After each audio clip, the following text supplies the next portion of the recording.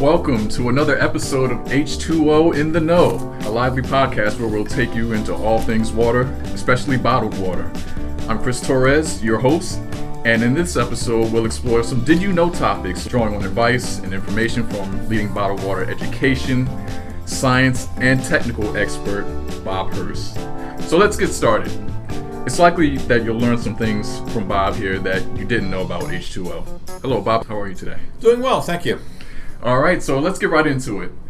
So bottled water is now the number one packaged beverage in America by volume. It seems people really have a taste for healthy hydration, but I've heard people say they prefer one type of bottled water over another. Can you explain the different types of bottled water?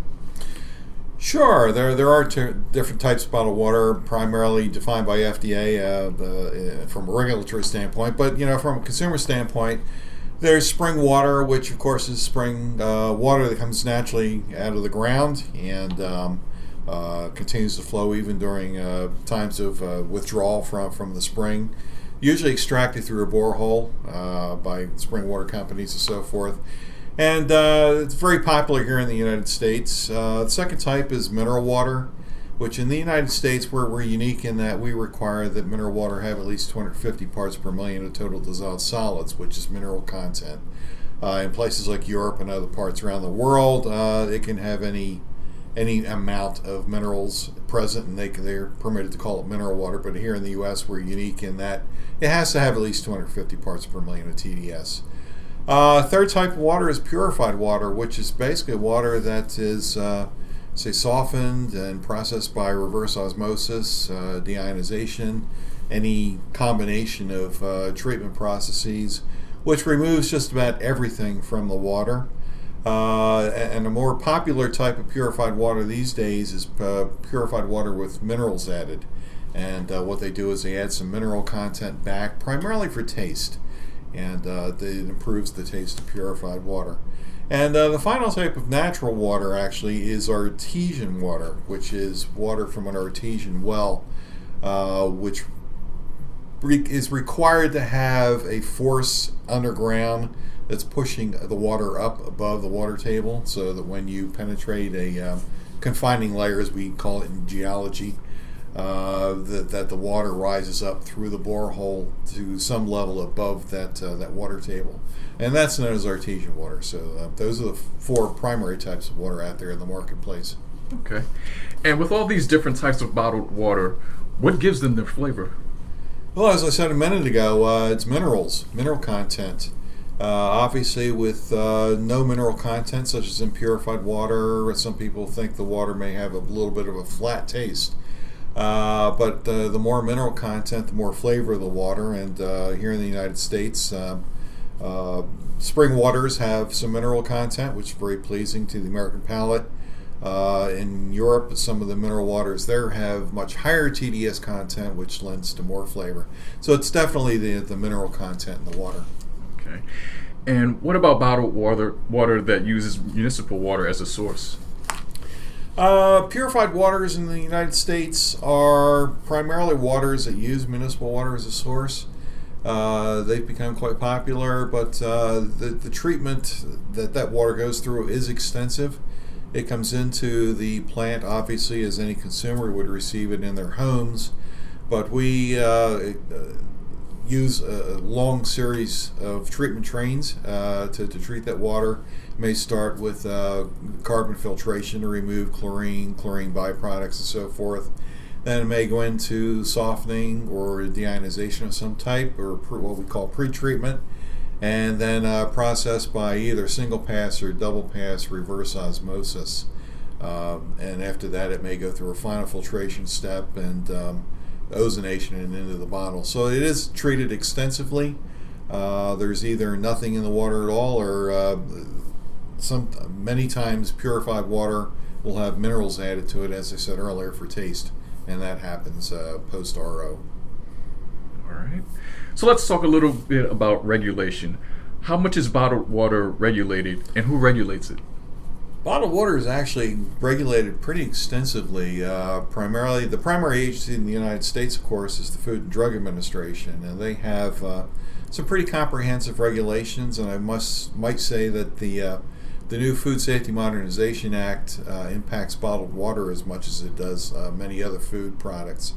So we are regulated under that particular act and set of regulations too. FDA also has some specific regulations regarding bottled water current good manufacturing practices. We have a standard of identity, a standard of quality, and so forth, and those are all enforceable regulations. FDA also has delegation agreements with all 50 states, and the 50 states will come out and inspect a bottled water plant on an annual or biannual basis. FDA will inspect plants too on a regular basis. So the states have full jurisdiction to enforce FDA's regulations within their own states. All right. And how does bottled water regulation compare with that of tap water? There's actually quite a bit of parity in terms of monitoring requirements and water quality standards. The two are nearly identical. So, whenever, and there's something called the hammer provision, whenever the U.S. Environmental Protection Agency proposes and promulgates a new drinking water quality standard, the Food and Drug Administration is required to review that and determine its applicability to bottled water. With very, very few exceptions, FDA generally adopts anything that's adopted for public drinking water. So, as I said in the beginning, there's quite a bit of parity there. And can bottled water ever go bad? Bottled water really can't go bad because it simply does not contain things that other food contain that are attributable to spoilage, such as oils, fats, proteins, things like that. None of those are in bottled water, so therefore the water cannot really spoil. Okay, so now let's talk a little bit about packaging. So why do bottled water companies use plastic bottles for packaging? We use plastic because it's convenient, it's safe. FDA has determined it to be safe. It's inexpensive to produce, and containers, of course, are fully recyclable. So it's a matter of the combination of those factors that lead us to use the bottles we use, whether they be PET, polycarbonate, and so forth. Do plastic chemicals from the bottle get into the water? Not under ideal storage conditions. If you store water at room temperature and away from things like gasoline and other cleaning solvents and whatnot, bottled water should last indefinitely, and there's really not a concern in that area. All right. And why aren't plastic bottled water containers as thick as plastic soda bottle containers? Good question. Bottled water, generally still bottled water, does not contain carbonation. Carbonation being carbon dioxide. The reason soft drinks and even some sparkling waters have thicker container walls is to prevent that carbon dioxide from escaping from the water. Still water doesn't have that issue, so we can have thinner walls. But thinner walls also lead to what I said a minute ago about storage, that they should be stored away from fuels and solvents and things like that.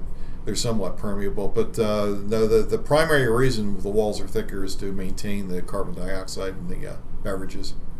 Okay. And what should people do if they have questions about their favorite bottled water? They should contact their favorite bottled water company. It's they have a lot of information. For general information, they can obviously go to our website. That's www.bottledwater.org. But if they have specific questions on quality or treatment processes or anything else, they should call the phone number on the label, and or go to the website that may be listed on the label. All right, and with that, this wraps up this episode of H20 In the Know. Bob, I want to thank you for your time today. It's been great to have you on the show. My pleasure. And thank you to the listeners for tuning in today. Be on the lookout for our next episode, as we want you to be in the know on all things H2O. We'll see you next time. Music by royaltyfreemusiclibrary.com.